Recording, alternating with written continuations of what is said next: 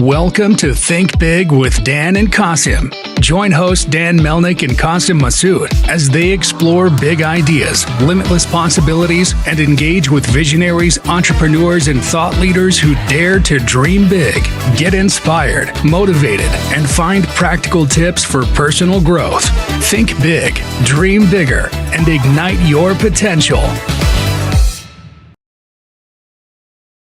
Welcome to Think Big with Dan and Qasim. If you want to go ahead and introduce yourself, tell us where you live and what you do. My name is Shah, and I am the CEO, founder of Repbase. So Repbase is basically a staffing firm. We work on a staff augmentation model. We deploy resources and teams to our clients, and most of the business we handle is usually around marketing, sales, business development, customer success, the non-technical side of the business, basically. Awesome. So I'm just curious more about your background. Like, what did you kind of do before this, or how did you get the idea for this business? Right. So I've been a CSM for more than a decade now, somewhere about 11 years, and I've been working for a lot of major companies. The last one I worked for, and the client that I was handling there was FedEx. And I've worked with these big orgs. The clients that I was handling before was FedEx, Disney, Teleperformance, these kind of companies, and I've worked very closely with them.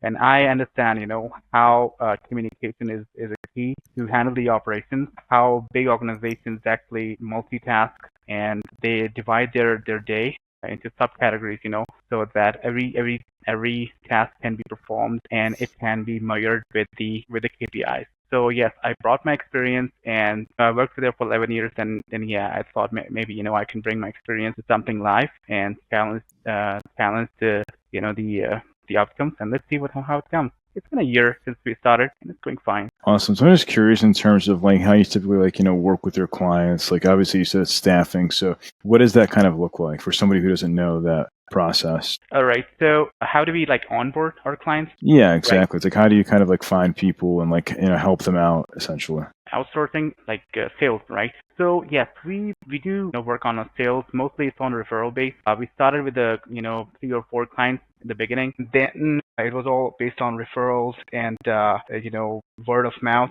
We are still currently marketing on social medias and email outreach. But if you wanted to grow your business in B2B market, the best way out there is especially in this social media era, is through the referrals or partnerships. Partnerships, I would say, is the most crucial one. But yeah, referrals and partnerships are the most important one to grow my business. And yeah, it is working for now. Yeah, so I guess once you kind of for sure partnerships, so you have a partnership with a company. Is it, hey, Shah, let me we need your help, right? We need to onboard. We have to hire 5 people, right? So right. How do you kind of go from having that conversation to finding the 5 right hires for this right. some certain company, for example? Right.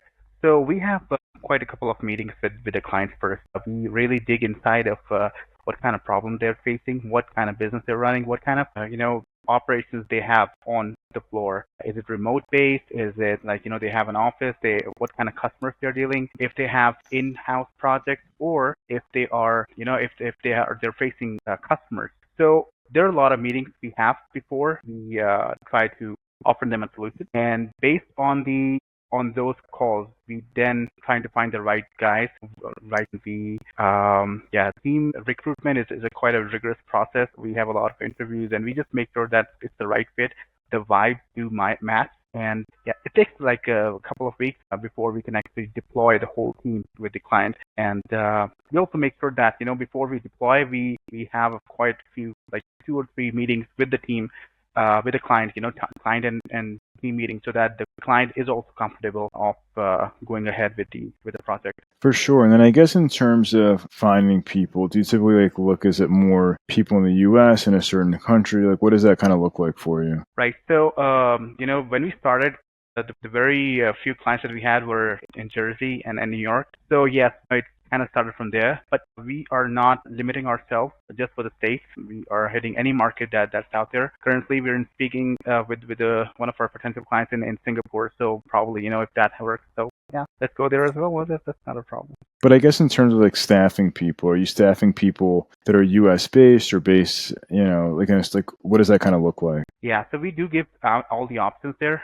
We have resources in the States as well. We have partnership with the companies who do provide us, the US-based services, because there are like a few clients who do not allow other companies to share their information after the States. So yes, in that case, US-based are also part. Otherwise, we do have outsourced teams in Pakistan, in Philippines. So yeah, we work with all these companies and teams to make sure that provide the right solution. Makes sense. So yeah, I mean, of course, you can essentially staff people wherever because obviously, I mean, in the States you have a lot of connections, but also you have connections worldwide and other places in the world where you can staff more cost-effective resources. Right. Cost really is a key factor, and we do provide that on our initial calls. That yes, if you wanted a US-based resource, then no problem. But yeah, obviously, the cost is gonna go up a little bit. Makes sense. Obviously, right now we're at the halfway point, give or take, here in 2025. So, what are you most focused on for the rest of this year? So we are trying to diversify our operations.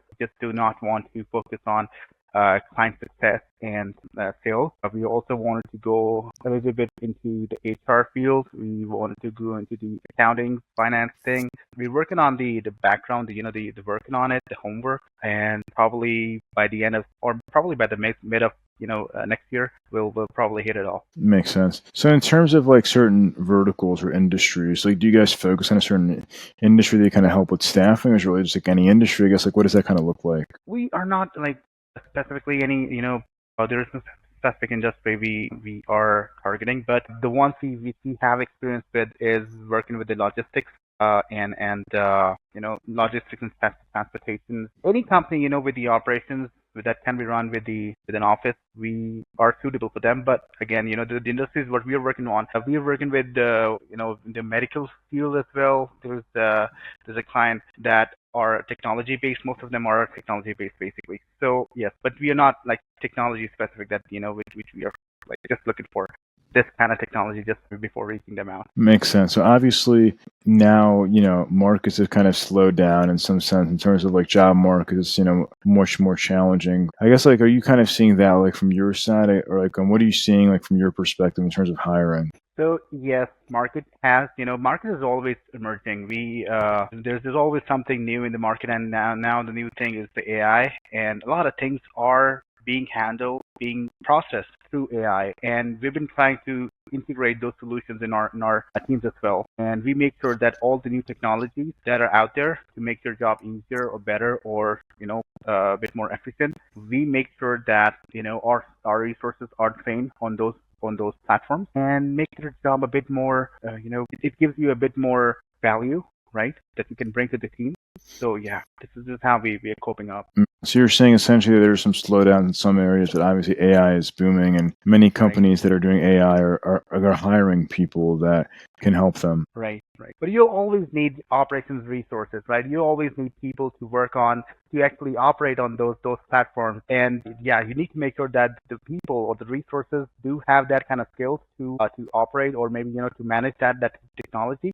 And that's how we're working on it. All of our resources, they go through these new courses. They're online, or any other skill that's up in the market, which is required in the market. We make sure that those resources go through the skills to make sure that the client gets the advantage of that as well. Makes sense. No, that's super helpful.